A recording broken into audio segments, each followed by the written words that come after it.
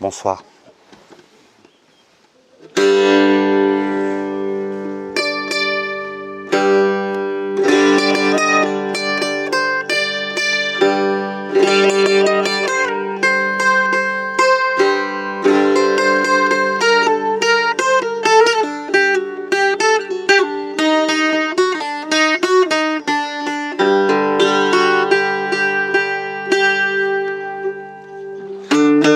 Il y a 3000 ans, les Grecs savaient évidemment qu'au sommet d'Olympe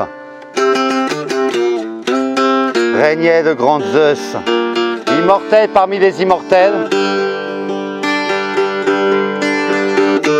Il y a 3000 ans, les Grecs savaient parfaitement que sur les mers et océans régnait Poséidon, le maître des tremblements de terre.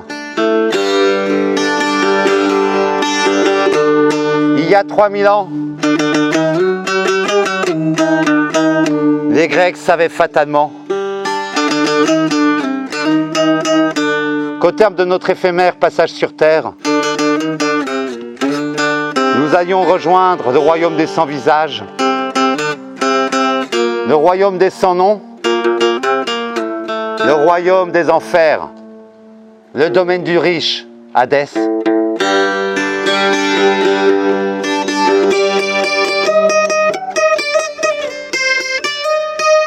Il y a 3000 ans, tous connaissaient par cœur l'histoire d'Ulysse. Ulysse, l'homme à la métisse. Ulysse au mi-tour, le protégé des dieux.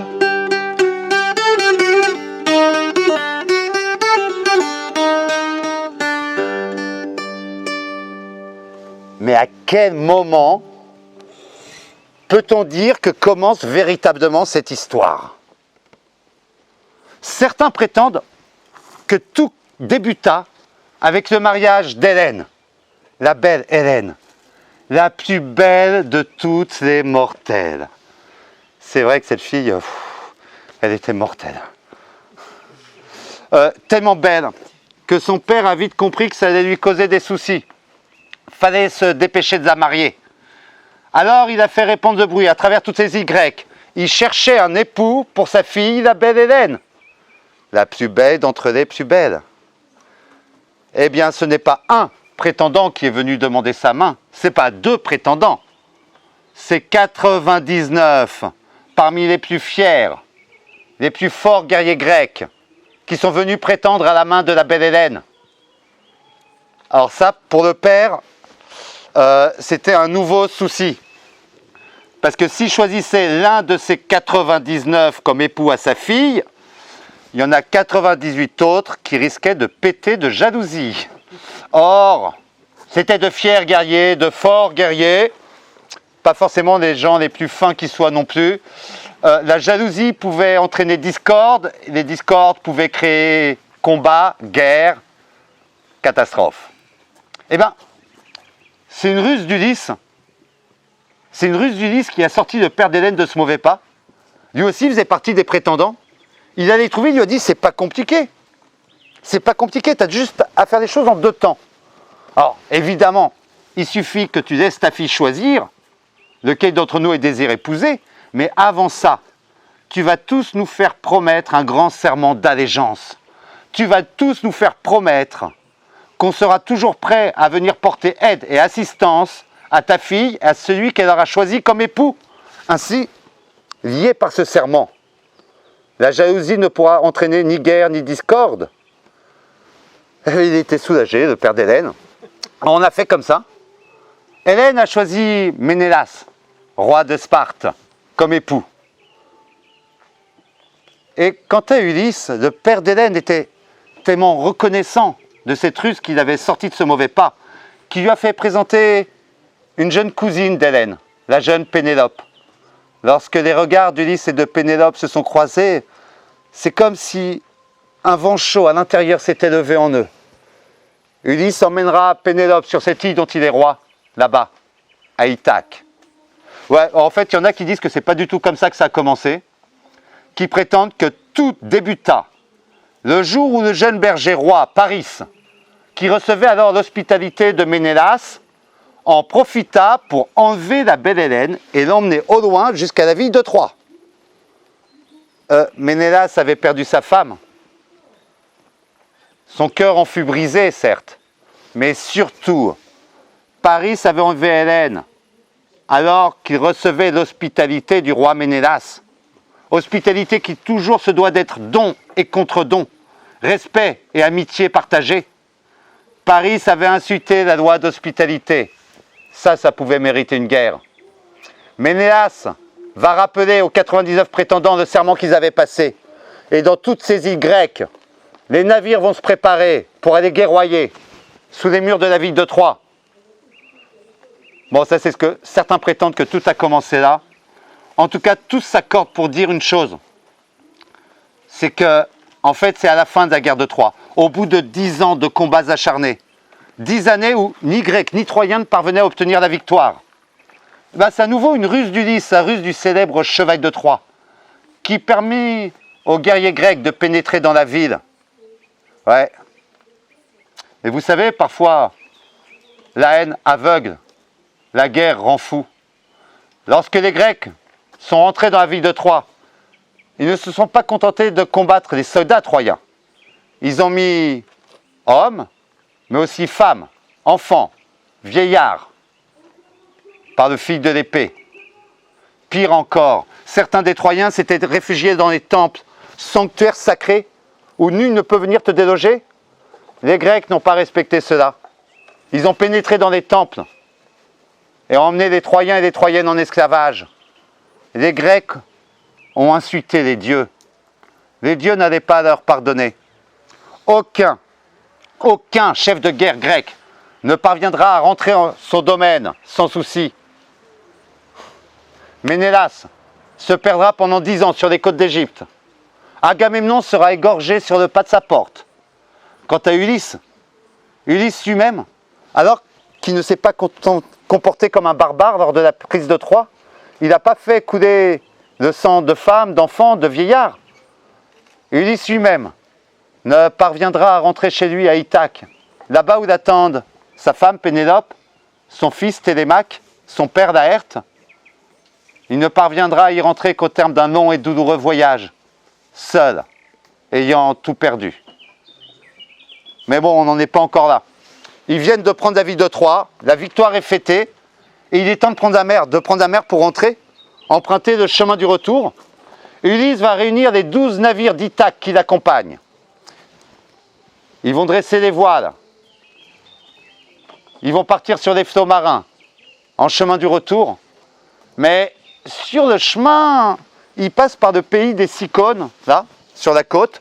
Et ce sont des guerriers grecs. Alors, ils décident de s'arrêter un petit peu chez ces Cyclones pour pratiquer une petite razzia, quoi.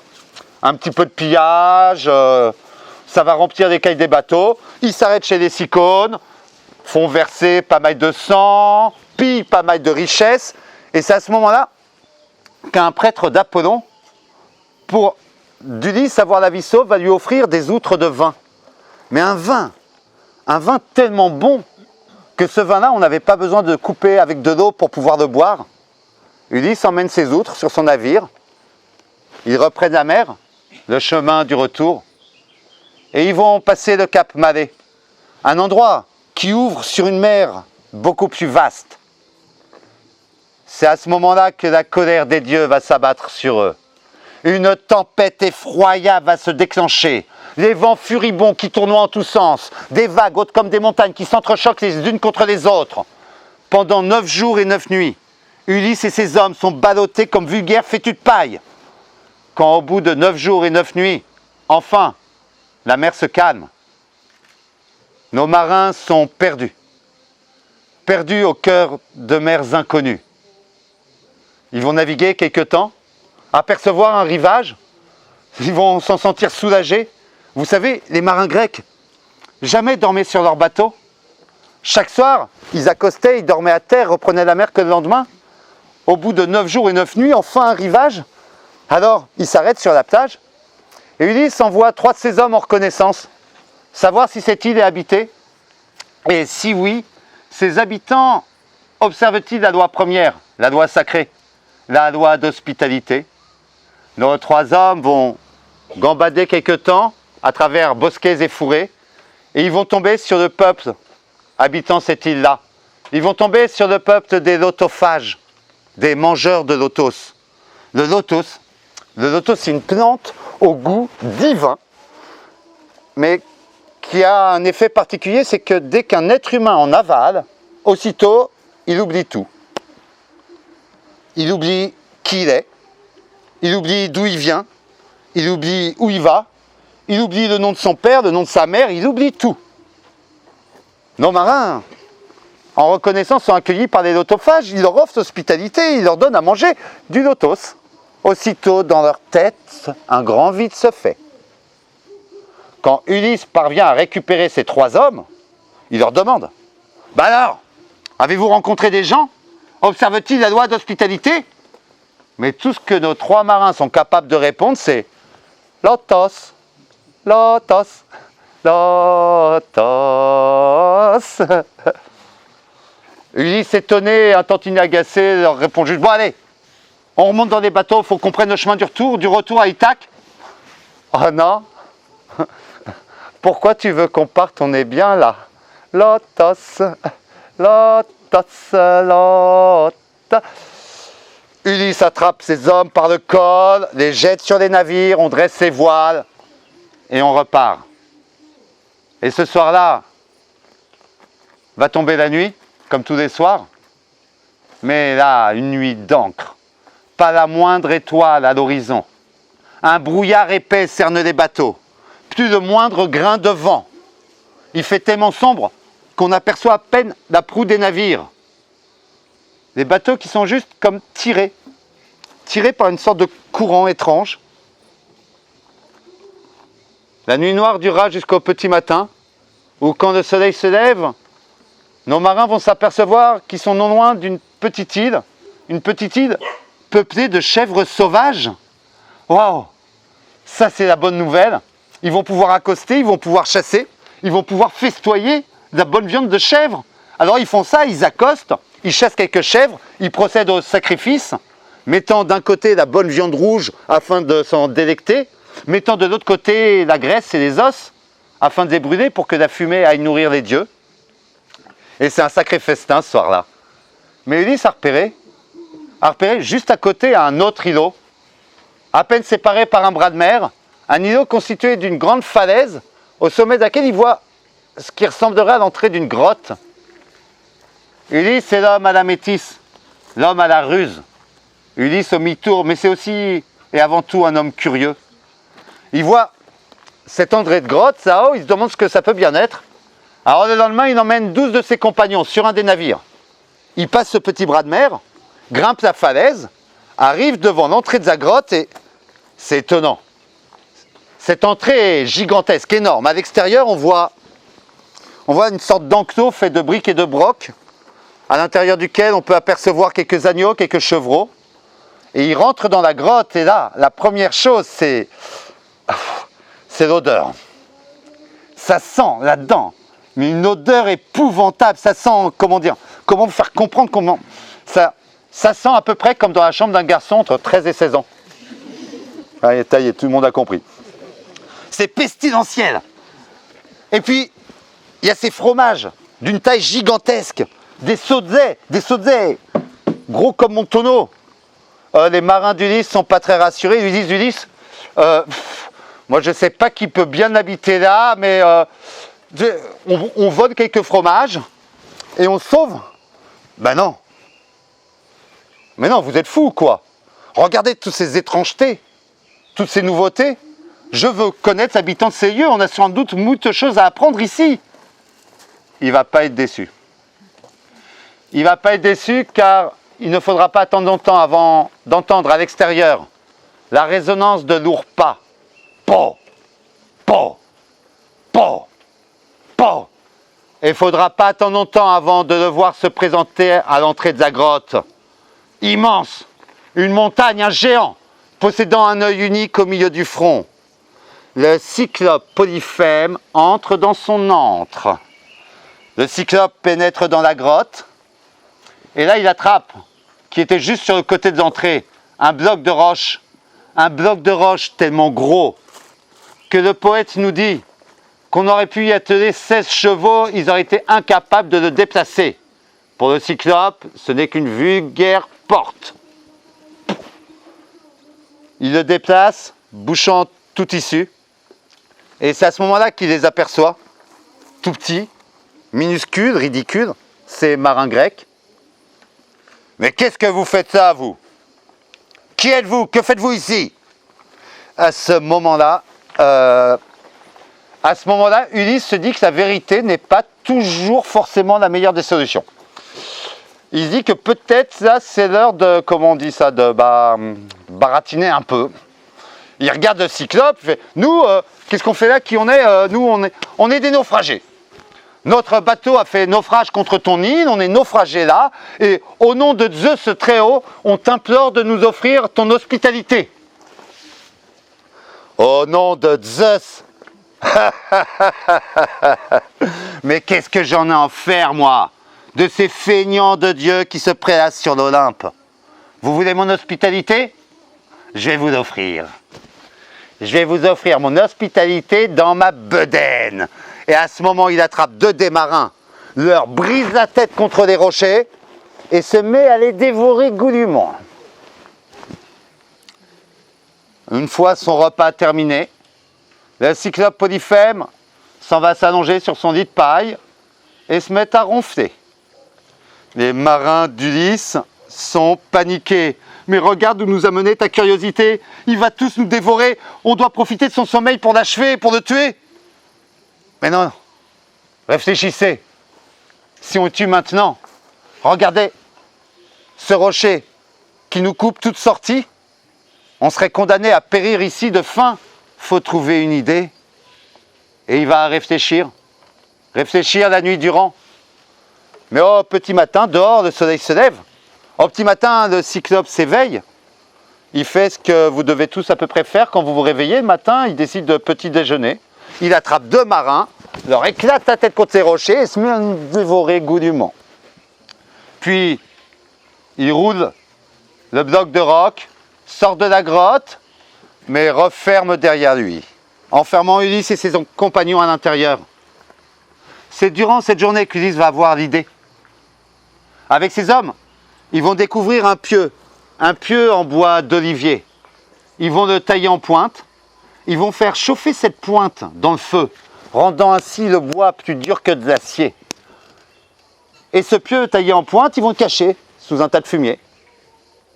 Au soir venu, on entend à l'extérieur les pas lourds et annonciateurs. Po, po, po. La roche bouchant l'entrée se déplace. Le cyclope Polyphème rentre dans son antre, mais ce coup-ci, il amène avec lui tout son troupeau. Ses chèvres, ses moutons, ses boucs, ses béliers, puis referme derrière lui. C'est à ce moment qu'il va s'adresser à Ulysse. Et toi qui sembles être le chef, dis-moi, comment tu t'appelles? À nouveau, Ulysse se dit que la vérité, c'est pas toujours... Il regarde le cyclope, il fait, bah, moi, je m'appelle personne. C'est comme ça que que m'appelle mon père, ma mère, mes amis. Mon nom est personne. Et tiens, d'ailleurs, je voulais te faire goûter quelque chose. Ulysse avait avec lui une des outres du vin du prêtre d'Apollon, de ce vin tant bon. Il en sert une écuelle, la porte au cyclope. Le cyclope boit le breuvage et trouve ça délicieux. C'est la première fois qu'il boit du vin. Et oui, sur l'île du Cyclope, pas de champ de blé, pas de vigne, c'est la terre sauvage. Il trouve ça tellement bon qu'il dit à Ulysse, « Hé toi, personne, si tu me redonnes de ta boisson, ben je te ferai un cadeau. » Un cadeau? La liberté? Ulysse lui donne toute son outre. Le Cyclope attrape l'outre et la vide d'un trait. Eh ben, mon cadeau, c'est que toi, je te mangerai en dernier. Il attrape 2 marins, leur casse la tête contre ces rochers, les dévore goulûment. Une fois ayant bien bu, la peau du ventre bien tendue, notre cyclope s'en va dormir. C'est alors qu'il est rentré dans le noir sommeil qu'Ulysse et ses compagnons vont aller chercher ce pieu d'olivier taillé en pointe. Ils vont le porter à eux tous, ils vont l'approcher du visage de Polyphème, ils vont l'approcher de l'œil du cyclope, et avec ce pieu, ils vont lui percer l'œil. Et là, pour être sûr que l'œil est bien crevé, ils vont touiller, tourner. Je suis désolé, c'est pas très ragoûtant, mais l'histoire, elle est comme ça. Hein. Le cyclope se réveille en hurlant. Ah! On m'assassine! On m'assassine! On m'assassine! De toutes ces grottes alentours, les autres cyclopes peuplent cette île accourent. Depuis l'extérieur, ils appellent, ils demandent « Polyphème, qu'est-ce qui t'arrive? On m'assassine! On m'a crevé mon œil unique! » On t'a crevé ton œil unique, mais qui t'a fait ça, Polyphème? C'est personne! Ah, il va pas mieux, Polyphème. Il retourne se coucher. Sarus vient de sauver Ulysse. Au petit matin, tous les troupeaux demandent à sortir. Polyphème doit bien les laisser aller paître. Mais hors de question de laisser s'échapper ce maudit personne et ses marins. Avant de rouler le bloc de roc, il met une jambe de chaque côté des entrées. Et ainsi, du bout des doigts, il pourra vérifier que ces troupeaux sortent. Ça, Ulysse y avait pensé. Durant la nuit, il avait lié les moutons 3 par 3.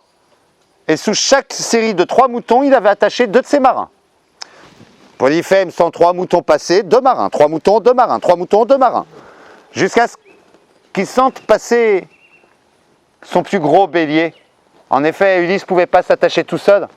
Il s'était accroché à la laine souvent du plus gros des béliers. Polyphème ne sent arriver, il fait « Stop! Qu'est-ce que tu fais là, toi, aujourd'hui? Pourquoi tu es à la traîne? D'habitude, c'est toi qui mènes le troupeau. Toujours premier sorti au matin, premier rentré au soir. » Mais Polyphème, le cyclope, n'a pas la métisse. Il réfléchit pas plus loin, il laisse son bélier sortir, sort lui-même, roule le bloc de roc, persuadé que ces maudits marins et ce maudit personne sont encore enfermés à l'intérieur. Je peux vous garantir qu'Ulysse et ses hommes, dès qu'ils étaient dehors, se sont hâtés de se carapater jusqu'à leur bateau et commencé à ramer pour s'éloigner au plus vite de l'île du Cyclope. Mais là, Ulysse, il voit. Ils sont enfin sauvés. Il voit au sommet là-haut, au sommet de la falaise. Il voit le Cyclope Polyphème aveuglé. Et là, il n'a pas pu s'empêcher de faire œuvre de vanité. Tu comprends ce que ça veut dire, vanité? Non? Il n'a pas pu s'empêcher de crâner. Se la péter, mais à fond, quoi. Il regarde le Cyclope là-haut, il fait « Oh, oh, Polyphème, youhou !» Polyphème comprend que ce maudit personne a réussi à s'échapper. Il attrape un énorme rocher, le jette en direction de la voie. Le roc traverse les airs et vient s'écraser juste devant le navire, créant une énorme vague, repoussant le bateau vers l'île. Les marins d'Ulysse redoublent d'efforts à la rame, suppliant leur maître de se taire, mais il va nous écraser à coups de rocher, tais-toi donc, tais-toi donc. Mais Ulysse est plus fort que lui, il ne peut pas s'empêcher de faire œuvre de vanité. Eh oh, Polyphème! Si tu veux savoir qui t'a mis dans un état pareil, si tu veux savoir qui a crevé ton œil unique, sache que c'est Ulysse, le fils de Laërte, roi d'Ithaque, Ulysse au mi-tour, le protégé des dieux. Aïe. Aïe, parce que, en fait, Polyphème, là, il avait vraiment mal. Il a fait ce qu'on est nombreux, ce que vous êtes nombreux à faire quand on a mal. Alors, il n'est pas allé chougner dans les jupes de sa mère, le Cyclope, il est allé chougner dans les jupes de son père, qui n'est autre que Poséidon, le dieu des océans. Père, regarde dans quel état m'a mis ce Ulysse, fils de Laërte et roi d'Ithaque. Venge-moi. De ce jour, Poséidon poursuivra Ulysse de sa colère. Mais bon, eux, ils ont franchi petit bras de mer. Ils ont retrouvé les 12 navires qui attendaient auprès de l'île aux chèvres. il redresse ses voiles et se remet à voguer sur ces flots inconnus, sur ces mers inhumaines, à chercher le retour à Ithaque. Ils vont naviguer un certain temps jusqu'à apercevoir une île de curieuse apparence, faite de falaises, cernée d'un brouillard constant. Ils vont accoster sur cette île-là. Ils vont être accueillis à la demeure d'Éole, le maître des vents. Éole, le maître des vents qui vit là, seul, isolé, loin de tous et de toutes, avec ses filles et ses fils. Le maître des vents, pour les marins, c'est important. Parce que vous savez que quand on se promène dans la forêt d'un point à un autre, en marchant, on écrase des petites herbes. Si on est nombreux à passer, ou si on passe de nombreuses fois, ça va créer un sentier. Si on est très nombreux, ce sera un chemin, puis une piste, une route. Sur la mer, rien de tout ça. Sur la mer, à peine, le navire a-t-il fendu les flots, que les eaux se referment derrière lui. Les routes sur la mer, ce sont les vents. Ulysse va être accueilli par ce maître des vents, Éole. Il va y passer 1 mois avec ses hommes. Et Éole vit au loin, ignorant tout ce qui se passe en terre grecque. Alors pendant 1 mois, Ulysse va faire à peu près ce que je suis en train de faire pour vous là tout de suite. Ulysse va faire le conteur. Il va raconter à Éole. Il va raconter le mariage de la belle Hélène. Il va raconter son enlèvement par Paris. Il va raconter la guerre à Troie pendant 10 années. Il va raconter la mort d'Achille. Achille, le plus grand des guerriers grecs. Celui qui rêvait de mourir jeune, en plein combat, pour que les poètes chantent sa gloire pour toute éternité. Ulysse va raconter, et au bout d'1 mois, pour le remercier, Éole va lui faire un don. Il va lui offrir une outre, une sorte de gourde, dans laquelle il a enfermé la semence de tous les vents, sauf celui soufflant de son île, directement jusqu'à Ithaque. Enfermer la semence de tous les vents. Éole offre à Ulysse le chemin du retour, enfin. Il prend bien garde de lui dire, surtout, attention à ne pas réouvrir cette outre avant que chacun de vous n'ait posé pied à terre. Car les vents furieux d'avoir été ainsi enfermés risqueront de se déchaîner. Ulysse prend l'outre, il monte avec tous ses hommes dans les navires, ils ont juste à dresser la voile, et ce doux vent les pousse vers chez eux. Enfin, on est sauvés. Jusqu'au moment où, à l'horizon, là-bas au loin, il les reconnaît. Il reconnaît la courbe de ces collines couvertes d'oliviers. C'est Ithaque là-bas. Ça y est, on est vraiment de retour. Ulysse se dit qu'enfin, il peut en profiter pour se reposer. Alors, dans son bateau, il s'endort. Le poète nous dit, à ce moment-là, qu'Ulysse rentre dans le noir sommeil de l'oubli. Lotos, lotos, lotos. Pendant qu'Ulysse dort, ses hommes discutent et ils finissent par se dire, bon, quand même, c'est pas juste. Non, mais c'est vrai, c'est vraiment pas juste. Regarde, on a tous vu nos compagnons mourir sous les murs de Troie. On a nos compagnons dévorés par un monstre cannibale. On a tous souffert pareillement. Et il n'y a qu'à lui qu'on fait des cadeaux. Il ne nous a même pas dit ce qu'il y avait dans cette outre. Si ça se trouve, c'est de l'or. Si ça se trouve, c'est de l'argent. Si ça se trouve, on pourrait y jeter un petit coup d'œil. Pas pour le voler, juste pour savoir. Et profitant du sommeil d'Ulysse, ces hommes vont prendre l'outre, l'ouvrir pour y jeter un petit coup d'œil. Aussitôt, les vents furibonds d'avoir été ainsi enfermés se libèrent et se déchaînent, créant une effroyable tempête repoussant les 12 navires d'Ulysse jusqu'à chez Éole. Comme tu dis, oh punaise. Ulysse essaye de supplier Éole de lui refaire un don pareil. Mais quand Éole voit ça, il ne peut que s'écrier « Pour qu'une mésaventure pareille vous soit arrivée, c'est que vous devez être maudit des dieux, hors de ma vue !» Et les voilà à nouveau perdus. Perdus au cœur de mers inconnues, pleurant après le chemin du retour. Ils vont ainsi naviguer quelque temps, jusqu'à se voir une île avec une configuration particulière, Ulysse voit bien que là, il y a comme une crique où il se dit tout de suite que, mais avec un peu de travail, une crique pareille, on pourrait en faire un port magnifique, protégeant les navires contre la fureur de la mer. Alors, il fait stationner ses navires dans cette petite crique. Ah, pas tous, pas de sien propre. Il ne sait même pas trop pourquoi. De sien, il le laisse au loin, là-bas, sur la plage. Et puis, il envoie 3 hommes en reconnaissance, savoir si l'île est habitée ou non, et savoir si elle est habitée, est-ce que ses habitants respectent la loi première, la loi sacrée, la loi d'hospitalité. Nos 3 hommes vont marcher dans l'île. Nos 3 hommes vont avancer un sacré moment jusqu'à croiser une jeune fille. Mais une jeune fille grande. Enfin non, une jeune fille grande. Enfin, grande. Grande comme une tour. Ils sont impressionnés, nos marins. Ils font, voilà, qu'est-ce que t'es grande. Waouh. Et ils sont tous grands comme toi dans ton pays. Ah non, non, non, non, non, moi d'ailleurs on a plutôt tendance à dire que je suis plutôt petite. Mais accompagnez-moi donc, le roi mon père a vu vos navires accostés, il est très heureux de pouvoir vous accueillir, suivez-moi. Et voilà nos 3 hommes suivant la jeune fille, enfin 2 surtout, parce que vous savez dans un groupe qui marche, il y a toujours des tire-au-flanc, ceux qui traînent un peu la patte en arrière. Ils arrivent au village de ceux que l'on nomme les Lestrigeons.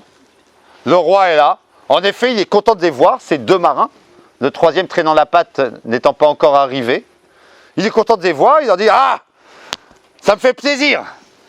On allait passer à table, on n'avait rien pour l'apéro. » Le roi des Lestrigeons attrape les 2 marins et se met à les dévorer goulûment. Le tire-au-flanc, le traîne la patte, voyant ça, aussitôt prend ses jambes à son cou et dardard, file jusqu'au bateau en hurlant « C'est des monstres, des cannibales! Dressez les voiles, dressez les voiles !» Mais il n'est pas le seul à courir. Tout le peuple de Lestrigeons a couru aussi. Tout le peuple de ces géants viennent encercler les navires sur cette crique, les piégeant comme dans une nasse. Ils vont à l'aide d'énormes blocs de rochers briser les bateaux. Et les Lestrigeons vont pêcher les marins grecs comme les Grecs pêchaient le thon, au harpon. Un marin, ça fait de la viande pour cet hiver. Un marin, Ulysse sur son navire au loin, voit ça. Il sait qu'il ne peut rien faire contre des monstres pareils. Il voit tous ces hommes décimés, sans rien pouvoir faire pour les aider. Il ne lui reste qu'à sauver les derniers de ses compagnons, ceux de son propre navire. Alors, le visage baigné d'armes, il reprend la mer. Ils vont naviguer le cœur brisé. Ils vont naviguer le cœur brisé jusqu'à arriver non loin d'une île assez verdoyante. On accoste. Cette fois-ci, Ulysse, méfiant, c'est pas 3, c'est 12 marins qu'il va envoyer en reconnaissance. 12 hommes qui vont pénétrer dans une dense forêt. 12 hommes qui, au cœur de cette forêt, vont rentrer dans une clairière où ils aperçoivent des loups, des ours, des sangliers, des bêtes d'ordinaire fauves et sauvages, mais qui là ont l'air gentilles, qui ont l'air comme domestiques. Et au cœur de la clairière, une demeure.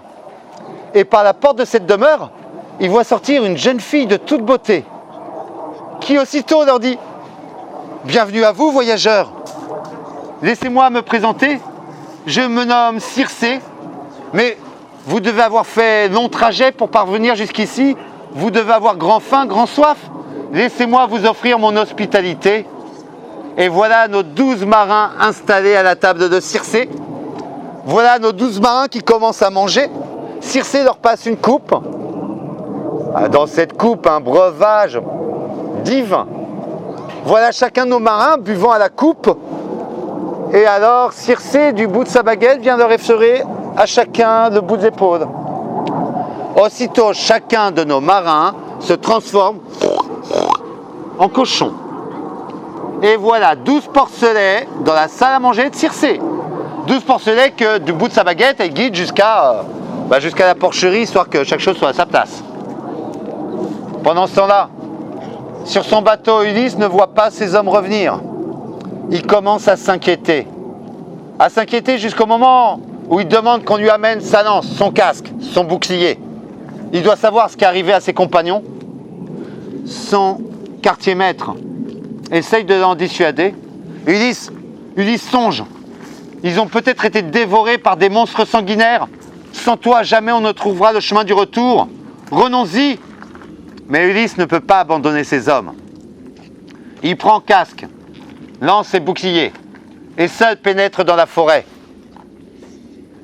C'est pas pour rien qu'on dit d'Ulysse qu'il était non seulement l'homme au mi-tour, mais le protégé des dieux. Car c'est au cœur de ces bois que Hermès lui-même va venir à sa rencontre. Hermès, le dieu portant des ailes à ses sandales, lui permettant de fendre le ciel tel l'aigle. Hermès, le messager de l'Olympe, le facteur des dieux, le divin PTT, vient à la rencontre d'Ulysse. Ulysse, prends garde à toi. Tu es ici sur l'île d'Aea, demeure de la sorcière Circé. Isolé loin de tous et de toutes, la solitude étouffe le cœur de la sorcière. C'est pourquoi chaque voyageur passant aux alentours, elle les transforme en animaux afin d'en garder la compagnie. À l'heure qu'il est, tes 12 marins sont 12 porcelets. Mais toi, Ulysse, prends cette herbe de magie parée. Elle te protégera contre les maléfices de Circé. Ulysse prend l'herbe,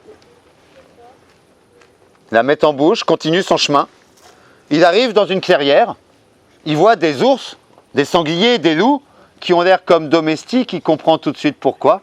Il aperçoit cette demeure, et de la demeure voit cette fille de toute beauté en sortir. « Bienvenue à toi, voyageur! Bienvenue à toi! Laisse-moi me présenter, je me nomme Circé, mais tu as dû faire long trajet pour parvenir jusqu'ici. Tu dois avoir grand soif, grand faim. Laisse-moi t'offrir mon hospitalité. » Alors voilà Ulysse à la table de Circé qui commence à se restaurer. Voilà Circé qui lui passe une coupe, Ulysse qui boit à la coupe, et voilà Circé qui vient lui effleurer l'épaule du dos de sa baguette. Mais il est protégé par l'herbe d'Hermès. Circé reste étonné que sa magie n'ait aucun effet. Ulysse, lui, se lève, sort son épée et vient la planter sous le cou de la sorcière. À cet instant, Circé est pris d'un sourire. Mais toi, tu dois être Ulysse. Un oracle, un devin, un prophète m'avait annoncé qu'un jour, je rencontrerais le grand Ulysse sur qui ma magie n'aurait pas d'effet. Ça peut être que toi. Dis-moi, Ulysse, tu veux pas dormir avec moi? C'est vrai qu'elle est vraiment très très belle. Mais en termes de confiance, là, il est moyen rassuré, Ulysse. Comment se faire? D'abord, tu vas me faire une promesse.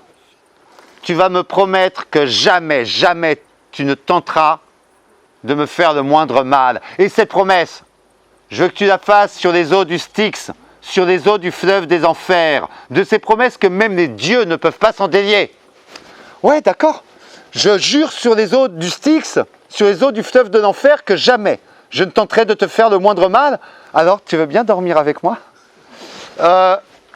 Mes marins, là, je veux bien qu'ils retrouvent forme humaine. Alors les voilà qui vont à la porcherie. Ulysse, du bout de sa baguette, touche les 12 petits porcelets qui aussitôt redeviennent 12 marins grecs.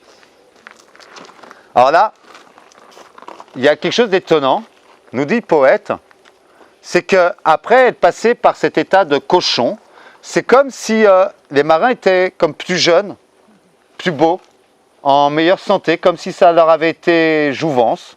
Va comprendre. En tout cas, ce soir-là, Ulysse et Circé partageront la joie des corps entremêlés. Ulysse et ses marins resteront une année en cette île d'Aea. Une année au terme de laquelle ces hommes vont lui rappeler la nécessité du retour. Hey, il faut rentrer à Ithaque, retrouver Pénélope, Laërte, Télémaque. Ulysse annonce son départ à la magicienne. Elle a promis de ne jamais lui faire le moindre mal. Elle tiendra promesse. Elle lui offrira provision pour le chemin, mais surtout, elle lui dira, tu sais Ulysse, le seul moyen que tu parviennes enfin à rentrer chez toi, ce sera de passer au travers de nombreux dangers Une seule personne peut te mettre en garde. Une seule personne peut t'informer sur les dangers de ce chemin. C'est le grand devin, Tirésias. Mais il est mort.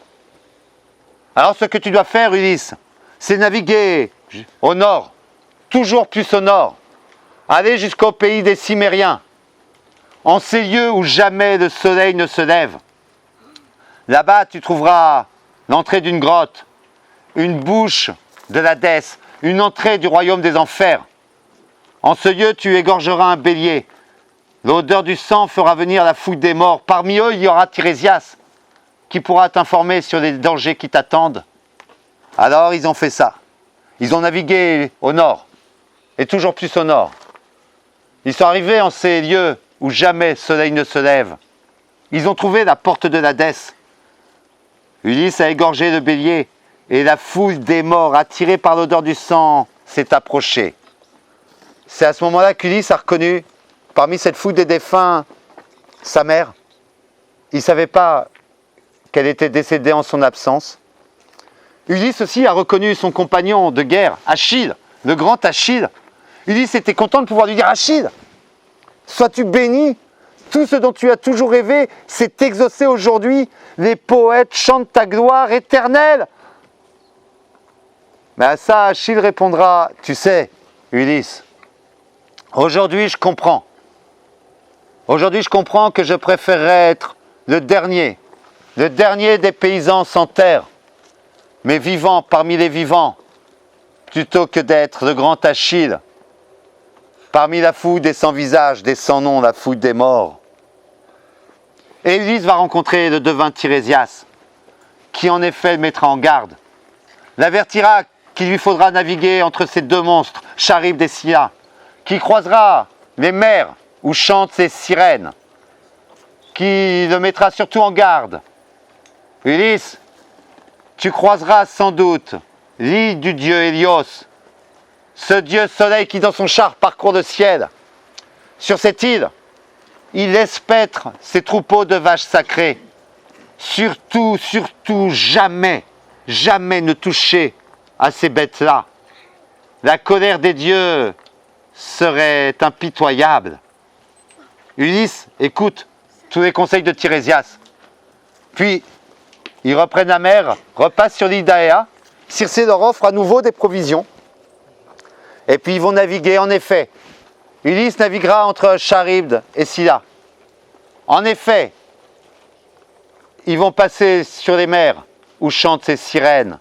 Les sirènes, ces femmes oiseaux, possédant cerfs, ailes dans le dos, dont le chant est tant envoûtant que quand on l'entend, on ne peut pas s'empêcher de s'en rapprocher. Notre navire se brise sur les écueils et les sirènes viennent te dévorer. Ulysse est prévenu. Il sait comment faire. Il va mettre de la cire d'abeille dans les oreilles de ces marins, les rendant parfaitement sourds. Mais quant à lui-même, sa curiosité est plus forte. Il ne peut pas passer non loin des sirènes sans entendre leur chant. Alors il demandera à ses hommes de l'attacher au mât du navire, à l'aide de nombreux tours de corde, leur précisant bien que si j'essaie de me détacher, vous rajoutez de la corde. Et c'est ainsi que Ulysse sera le seul être humain à avoir entendu le chant des sirènes. Et que chantent-elles les sirènes?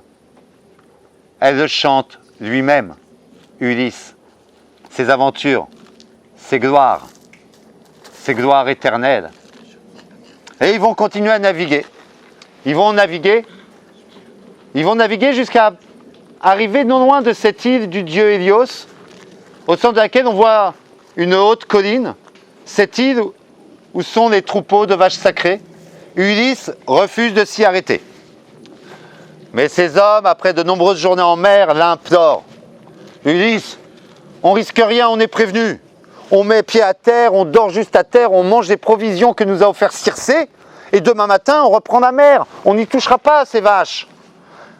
Ulysse se laisse convaincre, ils descendent à terre, ils font du feu, ils mangent, ils dorment. Mais au petit matin, sur la mer, c'est la tempête. Une tempête effroyable, interdisant de remettre pied sur les bateaux. La tempête va durer 1 journée, 2 journées. Les provisions de Circé vont s'épuiser. La tempête va durer encore et encore et encore. Et nos marins vont commencer à connaître la faim. Cette faim que je pense qu'aucun d'entre nous ici n'a jamais connue. Cette faim qui était l'un des fléaux selon les Grecs. Cette faim noire qui te lacère l'estomac de coups de rasoir. Et la faim va durer.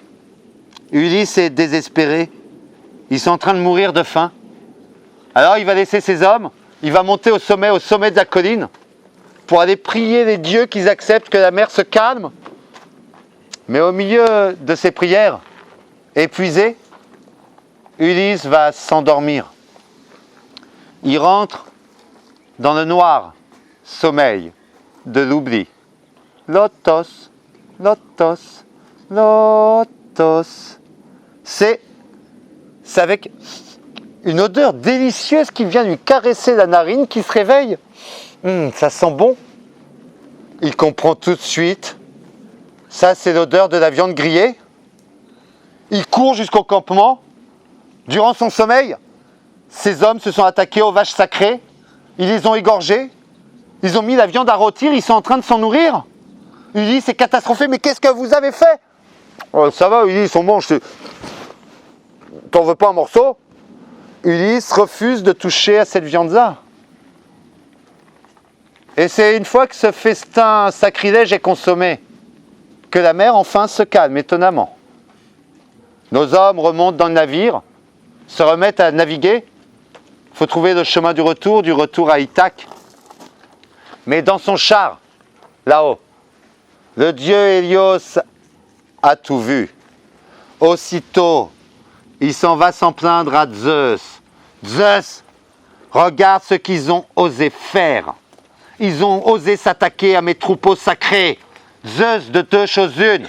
Soit tu t'occupes de leur cas, soit je cesse de briller dans le ciel, je cesse d'offrir ma lumière sur la terre. Et ma lumière, j'irai l'offrir au royaume des enfers. Quand on connaît la passion de Zeus pour l'observation des jeunes ébeilles humaines, on comprend que là, il n'avait pas le choix. Zeus va laisser la foudre de sa colère jaillir et d'un éclair briser le navire. Tous les marins d'Ulysse vont périr noyés. Seul notre homme, qui lui n'a pas participé à ce festin sacrilège, va parvenir à s'accrocher à un morceau de bois et il va dériver sur la mer comme un vulgaire rescapé. C'est épuisé, dans un état lamentable, qui finira par échouer sur une plage de l'extrême Occident. Là, sur cette plage, c'est Calypso qui va trouver Ulysse. La nymphe Calypso, la déesse, elle va le soigner, le nourrir, et Calypso, seule là-bas, en ces lointains Occident, va surtout tomber amoureuse d'Ulysse. Durant 9 années, ils vivront comme vivent ensemble, hommes et femmes. Mais ce sont 9 années où la plupart des journées d'Ulysse seront consacrées à rester là-haut, au sommet de la falaise, le visage baigné de larmes, pleurant après l'impossible de retour à Ithaque où l'attendent son père Laërte, sa femme Pénélope, son fils Télémaque. C'est au bout de 9 années que la déesse Athéna, protectrice d'Ulysse, va profiter d'un moment où Poséidon était parti festoyer au loin chez les Éthiopiens. Elle en profite pour aller trouver Zeus, pour lui expliquer. Zeus, de tous les héros de la guerre de Troie, seul Ulysse n'a pas encore pu rentrer chez lui. Il peut maintenant, on doit lui autoriser le retour. Zeus se laissera convaincre par Athéna. Il confiera à Hermès, le messager divin, la mission d'aller dire à Calypso qu'elle doit laisser Ulysse repartir. Calypso va entrer à ce moment-là dans une froide colère. Regardant Hermès, elle va lui dire « Toi, vous êtes que des jaloux là-haut au sommet de l'Olympe. Vous n'êtes que des jaloux. Vous êtes jaloux de ce bonheur que je partage avec lui. Mais Calypso n'a pas le choix. C'est un ordre de Zeus. Elle ne peut pas garder Ulysse. Elle peut juste essayer de le convaincre. Alors elle va proposer à Ulysse, s'il acceptait de rester à ses côtés, elle va lui proposer l'immortalité et l'éternelle jeunesse. L'immortalité et l'éternelle jeunesse auprès d'une déesse. Ulysse refuse. Non, si je le peux, je vais rentrer à Ithaque. Mais je t'offre l'immortalité, l'éternelle jeunesse, et toi tu vas retrouver ta Pénélope, mais qu'est-ce qu'elle a? Elle est plus belle que moi ou quoi? Ben non, ça c'est pas possible. T'es une déesse, mais Pénélope est Pénélope. Il va se fabriquer une embarcation, il va reprendre seul la mer, mais Poséidon, de retour de son festin, va voir cette embarcation. Tout de suite, Poséidon va comprendre qu'il s'agit là d'un ordre de Zeus, mais Poséidon a son caractère bien à lui, il va craquer, d'un coup de son trident, il va briser la barque d'Ulysse. À nouveau, notre homme se retrouve accroché à un morceau de bois, naufragé. Il échouera sur une plage du pays des Phéaciens, ces passeurs magiques qui à l'époque pouvaient encore faire passer des mers humaines grecques à ces mers inhumaines et oniriques. Là-bas, Ulysse sera recueilli, et ce sont des Phéaciens qui l'amèneront et le déposeront sur une des plages de l'île d'Ithaque, chez lui, mais qui le déposeront seul, ayant tout perdu, tous ses compagnons, et avec l'apparence d'un vulgaire vagabond, d'un vulgaire mendiant, parfaitement déguenillé. Ulysse alors, afin de réellement être de retour, devra semer des signes. Ulysse devra semer des signes pour être connu comme un fils par son père. Il devra semer des signes pour être connu comme un père par son fils. Il devra semer des signes pour être connu comme Ulysse lui-même, un époux par Pénélope. Ulysse devra semer des signes pour enfin pouvoir se reconnaître comme étant lui-même, Ulysse, dans le regard des autres. Semer des signes pour enfin pouvoir se reconnaître dans le miroir du regard de l'autre. Merci.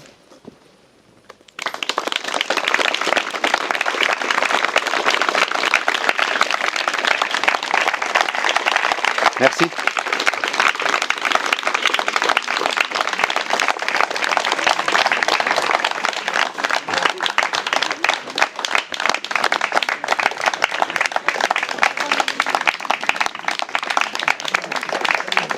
Merci beaucoup.